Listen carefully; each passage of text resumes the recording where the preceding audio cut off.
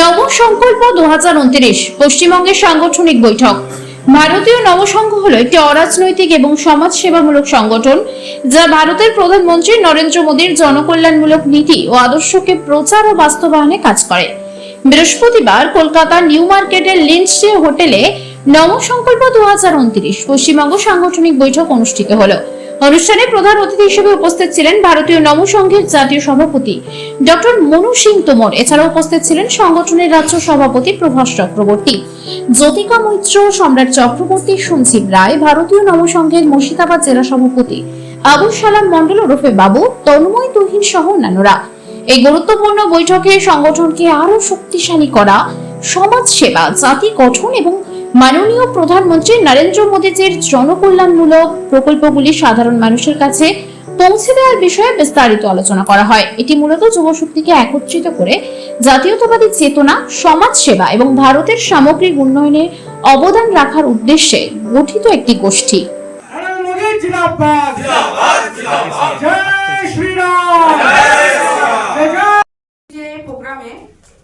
এই মঞ্চে উপস্থিত আছেন আমাদের মাতা কি, ভারত মাতা কি। এরপর আমাদের রাজ্য শুরু করছি। सर्वप्रथम तो आप सभी मीडिया बंधुओं को मेरी ओर से जय श्री राम।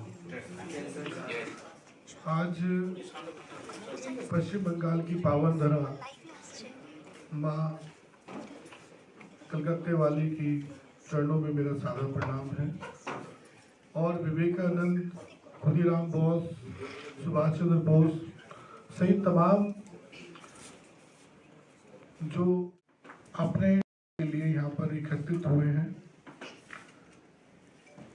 और उसमें हम आज अपने कार्यों को आगे बढ़ाने का कार्य आज से शुरू कर रहे हैं जोर शोर से। उसी बीच में हमें अपनी बातों को रखने के लिए और उसका संचार और प्रचार करने के लिए आप सभी मीडिया बंधुओं की बहुत ज़्यादा ज़रूरत है, क्योंकि समस्या यही है कि जानकारी का अभाव। संगठन बहुत से काम कर रहे हैं देश में और उसका असर भी आपको देखने को मिला होगा। यहाँ पर मैं कुछ चीज़ें आपके बीच में इस संगठन के विषय में कहना चाहता हूँ। দেখুন, আমাদের সংগঠন অনেক দিনের হতে পারে। আগে আমরা কাজ করছিলাম অনেক রেস্ট্রিকশনের মধ্যে, এখন আমরা পুরোপুরি সবার সামনে বসে কাজ করতে পারি। আমাদের সংগঠনকে সশক্ত করতে হবে। ডিস্ট্রিক্টে আমাদের কমিটিস তৈরি হবে। আমরা প্রধানমন্ত্রী তথা গভর্নমেন্টের প্রচুর স্কিম আছে যেগুলো সম্বন্ধে অ্যাওয়ারনেসই নেই পশ্চিমবঙ্গ লোকের কাছে, আর যেগুলো আছেও অ্যাওয়ারনেস সেগুলো ইমপ্লিমেন্টেশন অবধি নিয়ে যাওয়া যাচ্ছিল না বিভিন্ন সরকারি ও বেসরকারি ঝামেলার জন্য। সেইগুলোকে দূরে সরিয়ে, যেহেতু এখন সেন্ট্রাল আর স্টেটে একই গভর্নমেন্ট, আমরা চেষ্টা করবো স্মুথ সমস্ত কিছুর ইমপ্লিমেন্টেশন লাস্ট লেভেল অবধি, লাস্ট মাইল অবধি। 4 মাসের মধ্যে আমাদের সবটাই হয়ে যাবে। অনেকটা হয়েছে, আরও কিছু হওয়ার কথা আছে। আমরা সেগুলো চেষ্টা সংকল্প বা প্রকল্প আমাদের প্রেস নোটে দেওয়া আছে। তবে যদি একটু বলার জন্যে আমরা স্বাস্থ্যের উপর কাজ করব, রক্তদান শিবির, ডাক্তারদের ফ্রিতে চিকিৎসা করা, দাতব্য চিকিৎসার ব্যবস্থা করব। আমরা পরিবেশ সংরক্ষণ আর পরিবেশের উন্নয়নের উপরে কাজ করব। আমরা পরিচ্ছন্নতার উপর কাজ করব।